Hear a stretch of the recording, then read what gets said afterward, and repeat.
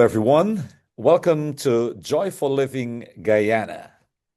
I have with me today Pastor Oliver Moore from Guyana, and he is working with the Guyana Conference. Pastor Oliver, welcome. Thank you very much, Pastor Joshua De Lorraine. It's a pleasure and a privilege for me to be on this episode of your program, Joyful Living Guyana. It's a beautiful thing to talk about our experiences with God. I'm so happy to be here today to share my story with you. God has a way of using stories, as He has done in the Bible, to teach people about His goodness and His plan for life. I take pleasure in being here today to share my story. I grew up here in Guyana, specifically Essequibo Coast, and Regina. Very beautiful, very peaceful and calm.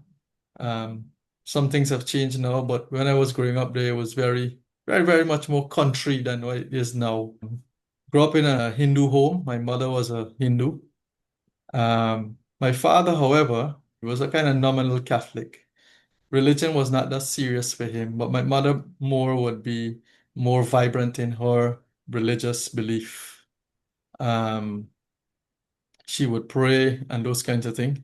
Um, so I knew the Hindu culture, I grew up in it. I read some of the books because they were there, so I got a chance to read some of them.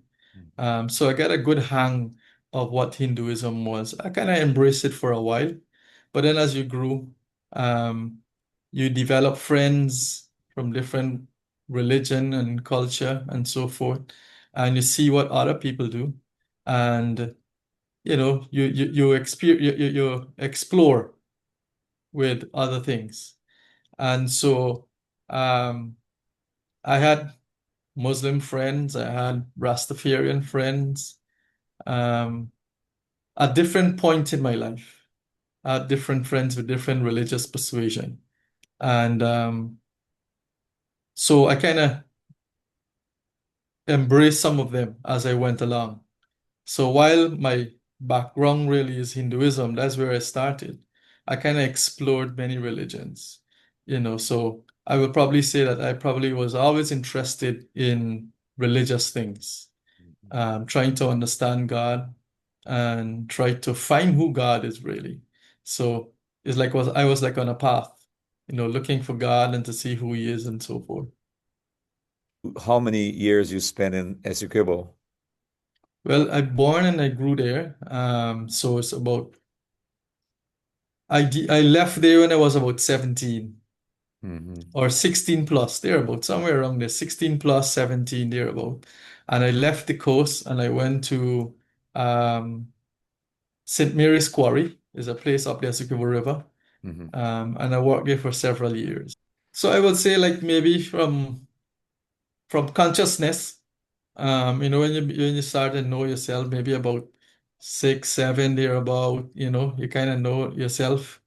Um, yeah, from then to until I probably, you know, decide that I'm going to become a Christian. But all the time you see yourself as a Hindu, but you kind of embrace other faiths as well at the same time. So like when I was probably about 8 or 9, thereabouts, as I said, I had Muslim friends and I followed Islam for a while, but not saying that I was a Muslim. I wouldn't say that I was a Muslim, but I did follow Islam for a while. Um, learn the alphabet, the Arabic alphabet, did some of the prayers, the 5 times a day and all those kinds of things. To some extent, participated in, never went to the mosque, but participated in the family worship of my friend and his family. As I said, I had a Rastafarian friend, so I followed Rastafarianism for a while. I did embrace some of it, some of the Rastafarians' belief and thing in Selassie and so forth and so forth. Then after that, I think that's probably run for a couple of years well. And so maybe I was probably about 12 or 13 thereabout when I kind of encountered the Baha'i faith. So I had a stint with them, studied with them for a little bit, understood some of the things that they taught and so forth. But I wouldn't say that I was very serious about religion, except to say that I knew I was a Hindu. you know? Mm. Yeah. 'Cause you kind of identify as a Hindu, even though you kind of try out these other things or check them out to see what they are like and so forth. After that, I had a little stint with um, the Jehovah's Witnesses, and I think they are the ones that kind of helped me to understand Christianity a little bit, Mhm. you know. But before I start to entertain them, myself and a friend, it was like a Easter time, and we were probably about 15 thereabout, and then is when I remembered that, my father was a Catholic and I probably should go to church Easter time because that's what Christians do, go to church Easter time and take Mass and so on. So I went to the Catholic church to take Mass. And while I was there, you know, they had this Mass. And one of the things that you had to do was to um, go and kiss the cross and then take the bread and drink the wine. I didn't have a problem with drinking the wine and taking the bread. However, I had a little issue with kissing the cross. Because strange enough, while I was sitting there, was probably about the second pew in the church. While I was sitting there as a young man, somehow the thought came back to me that you should not bow down and worship any idol. I had read that in a small booklet that my father had. Just read it, never really took it seriously because I'm a Hindu. So at that time, that thought came to me that I should not bow down and kiss anything, any idol. And I refused to go up. So I didn't take the mass. And I decided I will never go back there. I never went back. Never went back to the Catholic Church. But subsequently, the Jehovah's Witnesses came around. I started to study with them. And I would say, I started to become very interested in Christianity through the Jehovah's Witnesses Church. Um, After I finished high school, about 16 plus thereabout, I left the Coast and went to St. Mary's Quarry. There's up the Essequibo River, about 13 miles off Bartica, going up the river. And while I was there, I spent about 2 or 3 years in there. They had a Seventh-day Adventist crusade or evangelistic outreach, as we will say. Mhm. And I was invited to go. I went, but then I felt that I'm not a Seventh-day Adventist. I felt that I was a Jehovah's Witnesses. I started to identify myself as a Jehovah's Witnesses. Um, but then I had I was staying with a brother who was 1 year older than I. He's my biological brother, and he was Hindu. He's kind of stuck with the Hindu religion, and he was asking me why I'm not going to this Christian meeting since I said that I'm a Christian. Mm. I said, well, you will not understand, but though those people are Christians, I am different from them.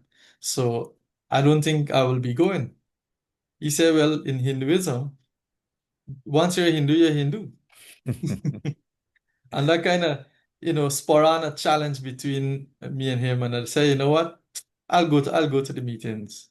Mm. And I started to go to the meetings night after night. While attending the meetings, they will give out lessons, different lessons. In fact, the series that they had used at that time was Bible Truth. Mhm. And I studied all of them, filled them out, and you were young still, so you see the world through that.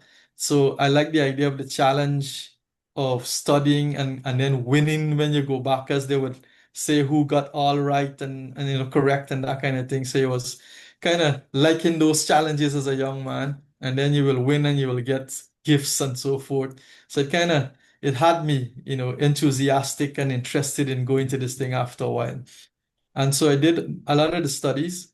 There were a few things that I didn't agree with, such as tithe and Sabbath. I didn't agree with those things because remember, I identified myself as a Jehovah's Witness. Yeah. But strange enough, um, I spoke with a good friend. He's way older than me. He's not Seventh-day Adventist. And when I share those thoughts with him, my reservation with him on these two things, tithe and Sabbath, he he was the one that pointed out to me that these things are biblical, in fact, even though he was not a Seventh-day Adventist. Mm-hmm. And I said, wow, okay. And I kind of started getting more and more interested in it, did some more reading on it and so forth. And the time came when the pastor made a call. It was a Friday evening. This was the night before the Sabbath, the last day, which is the Sabbath of the crusade. And he made an altar call. I went up um, for baptism and he prayed and everything. I went home the night and I was thinking it through and I said, nah, I ain't gonna bother with this baptism. I'm a Jehovah's Witness. So when the Sabbath came, I didn't go to get baptized. Mm-hmm. I turned it down. However, subsequently, after the Sabbath was over and so on, I went to work as usual because he had to work on Saturday. And when I came home, one of the elders of the church, he and his wife came to visit me to ask why, I didn't come to get baptized since I indicated that I will be baptized. And I shared with them and so on. And they kind of talked with me, encouraged me, and so forth. And I felt impressed. And the following week, they took me to Bartica and I got baptized at 7th Avenue, Bartica. Mm. And the pastor then was Pastor Richard James. He is the former president of the Guyana Conference of Seventh-day Adventists Yeah. here in Guyana. And how old were you at that time? For 18 thereabout. What happened next? I was impressed by the life that Pastor Richard James was living. I felt it lined up with Bible truth and what is expected of a Christian. I think he was a very genuine Christian, and I like those things about him, and his life impressed me. And I felt that maybe I should become a pastor as well. And I told him, and he said that maybe I should apply to USC, which was CUC back then, to go and study. I did apply, I got the acceptance letter. Um, However, the money was a challenge to go. Um, there were some people who had promised me to give me some money, Mm-hmm. but it didn't work out. So I had to shelve the idea. So I stayed there in the quarry and I was working. I was just assisting sometime in the church. But then eventually some of the elders left the quarry because the quarry people move in and move out is a private company. So people come in, people leave. Some of the elders left. And somehow folks felt that I should lead the church. But I Mm-hmm. was a young man then, Hmm. you know. I wasn't sure that was a good idea because I don't think I knew how to lead, but they were insisting that I should lead the church. I took it on, and by God's grace, I think I managed and I got through, I did what I could. Many years after, when I look back at some of the things that I wrote down to present to the church and to teach the church, I say, wow, I can't believe it was me. Yeah, it looked real good. I couldn't believe that it was me that wrote those things. Um, God was working with you. yeah, and that gave me the conviction that when God calls you, He equips you. He gives you the knowledge and everything. I remember the first time I stood up to preach, I was shaking like a leaf, Mm. very, very nervous. My lips were dry, my hands were sweating, and I was shaking, my knees were knocking behind the pulpit. I wasn't sure I was making sense, you Mhm. know. There was an inspector that used to come to the church. And I was saying what a boy could tell an inspector, a big man, he's an police inspector. What kind of boy tell this guy? There were many ladies attending the church, so big ladies. Most of the folks in the church, they were older than me. Yeah. So I was like kind of young.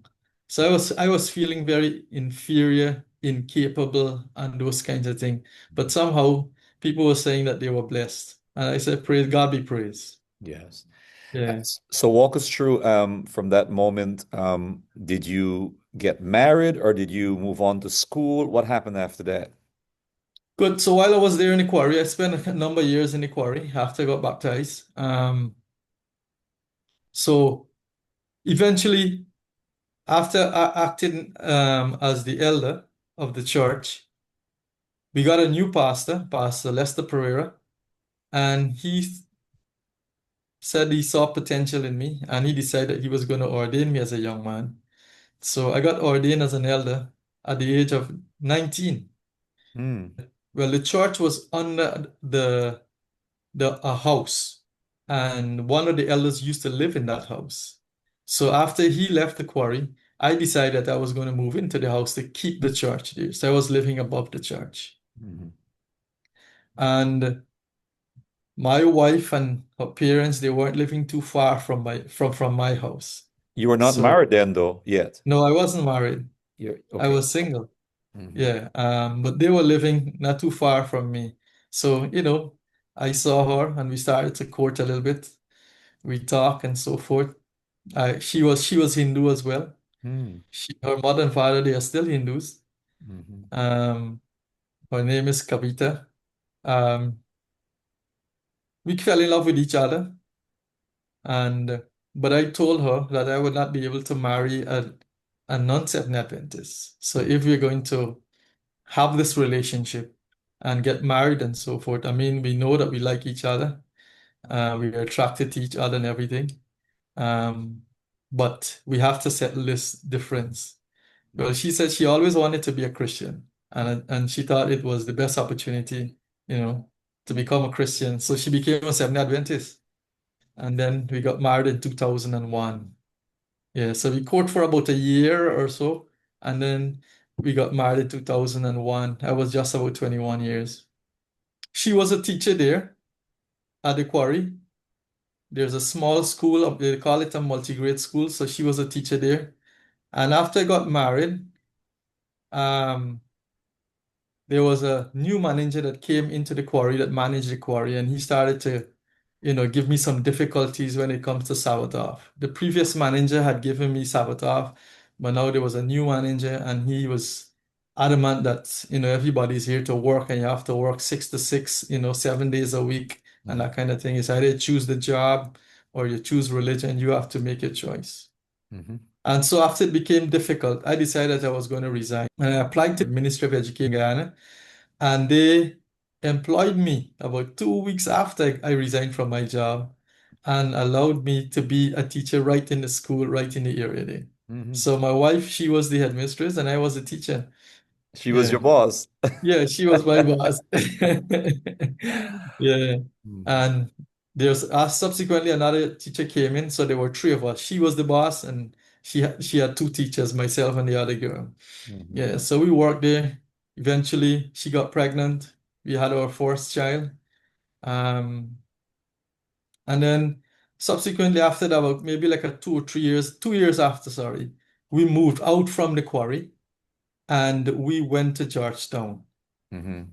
or we moved to Georgetown to start CPC because we felt that we needed to be trained as teachers because we weren't trained teachers. So we came to Georgetown to go to CPC.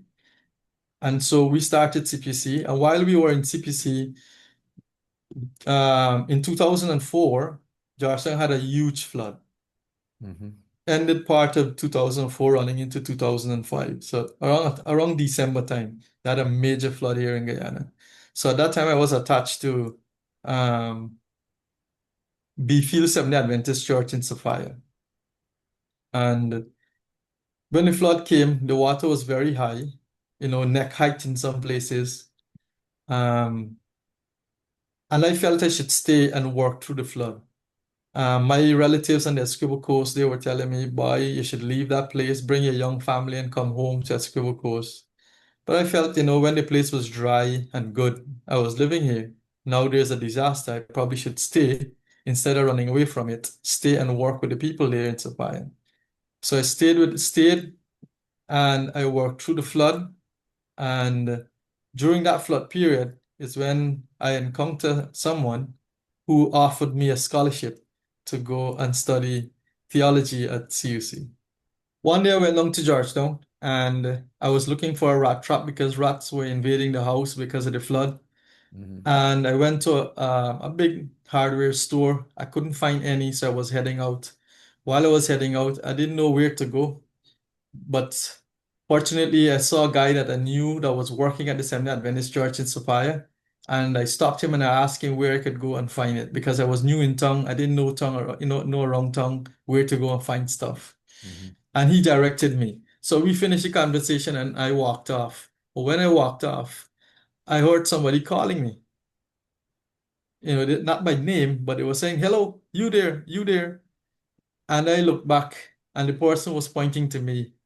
And I stopped and I wait for the person to come and meet me and we talk. And he started to ask me if I ever thought of going to USC and study theology to become a pastor. I say yes, that was a couple of years ago. I don't think about it now. Now I'm a teacher, I'm in college and I'm trying to be a teacher and so forth. He said, well, if you decide that you want to go still, you can call me. And he gave me his number. Mhm. I went and reached my wife and I told her about the incident. And she was saying maybe this is the time God calling you to indeed go to USC and study to be a pastor because remember you wanted to do it, a couple of years ago. I say yes. So we started to pray about it. And then I felt that maybe indeed I should probably call him. I will try to see if this is God's will. I call him and say, yes, I'm interested. He said, all right, and that was a Thursday night. He said, all right, listen, meet me at the church on Sabbath. That was the Saturday coming. We went to the church. Of course, the church was flooded, so we had to use the upper floor. So we used the upper floor. And I was there. When I reached the church, I didn't see him, but I went through church as normal. When church finished, I didn't see him. But when I was going to go downstairs, I saw him and some other fellas coming in the churchyard. So I stayed upstairs. I thought they would come up. So he and the other guys, they walk around and so forth. And I noticed they're not coming up. So I said, God, I think this might be my first test to see if this is your will. Is it you calling me? If it is you calling me to go and study theology, let it be that this guy would call me instead of me going down rather, and talk to him. Let him call me instead. Mhm. And so he was there for a while. And then just before he left, he called my name Mhm. and he asked me to come down and we talk and so on and so forth. So the second test was that I had a lot of expenses that I had to take care of. Mhm. Because I was in college, they were giving me a stipend to be in college plus my salary and so forth. So I thought that I will have to clear those things if I'm going to break the contract. So I told him that I would owe the government so much money and so forth. So I might have to pay them off. I don't have that kind of money. So I told him the other challenges, such as I told him that I would not be able to go alone. It's either my wife and child at that time go with me, or none of us will go anyway. That's just my principle. I move as a family. I don't move as a single man. I'm a married man. He said, well, your family don't have to stay. They will go with you. I told him about the expenses. He said, well, there are some things he can do and there are other things he can't do. He wouldn't be able to help me with the expenses. I said, no problem. Let me give it some more thoughts. Mhm. I prayed about it and I felt that it wasn't God's calling because the expenses that are there, I have no money to clear it. So it can't be God's will. If it's God's will, He will clear it. Uh-huh.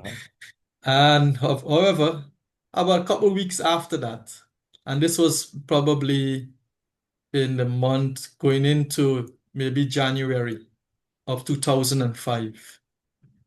I did a funeral for my neighbor, one of my neighbors, and while I was at the burial ground, my phone rang, and I answered it, and it was the same guy. He called me to say that he was walking, doing his normal morning walk and prayer, and my name popped up in his head. And the thought keeps saying that he needs to help me, whatever it costs. And that's why he was calling me to tell me to budget all that I need to budget for because I will now have to leave my job, so therefore I wouldn't have an income. Hmm. And USC will be ready for me until September. So here am I talking to him in January, and USC will be ready for me in September. So for those months, I will have to find money if I leave my job. So he told me budget how much it's going to cost to keep me until September, um, plus how much I have to repay the government, total it up and let him know. Wow. I totaled it up and it was a huge sum. I told him, and without a fuss, he told me go and collect it at the conference. It's there waiting for you. And this is a total stranger. You've never met Yeah, him. total stranger. Never met him before, It has to you be know. God. And that is when then is when I realized that yeah, this is God. He took care of the expenses. My family will be going with me. So I had no question after that. And that's how I, ended up at USC in 2005 and I started to study for the ministry. I spent 5 years. So I graduated in 2010. So you Yeah. graduated with a degree in theology. You came back to Mhm. Guyana and start working with the Guyana Conference. Right. So in 2010, I started my internship in Georgetown number three. There were about five churches in the district. That will be Olivet and Shiloh, Sophia, Smyrna, and Mizpah. I did my internship there with Pastor Ashton Allen, the Hmm. late Pastor Ashton Allen. It was good. They replaced him with Pastor Ian Chichester, the late Ian Chichester. Hmm. So I had my internship mostly with him. It was beautiful. So after my fourth year, I was reassigned to a district, yeah, district pastor of the West Bank district, West Bank Demerara. Hmm. So I had five churches when I went over there, Hmm. and it stretches from Crane to Wales Hmm. on the West Bank. Um, it was a beautiful stint. It's one of the most enjoyable time I had, fresh into ministry, Yeah. so many things in your head. You're trying to do so many things. And I had fun with the brethren over there. They were very welcoming and very encouraging and so forth. So I really enjoyed ministry there on the West Bank. And I had the privilege of working with the brethren to set up a new congregation there on the West Bank. So I met five, and when I left, there were six. Amazing. Yeah. So after West Bank, I moved to Georgetown number two. They moved me to Georgetown number two district. So Georgetown has three districts, one, two, and three. So after the West Bank, they moved me to Georgetown number two. And that would be churches on the back road. That would be Berea in Albistown, New Life in West Rumvelt, Ebenezer in East La Penitence, and Mariah in South Rumvelt. Hmm. That stretch there. So I pastored there for 4 years, starting from 2015 to 2019. Then they moved me from Georgetown number two, and then they made me district pastor of Georgetown number one, which is which consists of Central, Carmel, and Ephesus. Those are the three Yeah, largest churches in Guyana. people tend to see it that way, but there are bigger churches in Guyana than those. But these are the more financially viable churches. You have other churches with bigger membership, yeah. We missed your ordination. At what point did you get ordained? When I finished my first district on the West Bank, I got ordained in 2015. In 2023, we had um, elections at the conference, and I was elected to be the Family Life Director, Men's Ministries Director, and PARL Director, that is Public Affairs and Religious Liberty Director. Yeah, It's amazing. God took you from a Hindu boy in right. Essequibo, brought you all the way to Georgetown, then to Trinidad to study. Mhm. You pastored, you got ordained, and now you're working at the conference office. Right. Yeah, God has been good. You mentioned that you are a family man.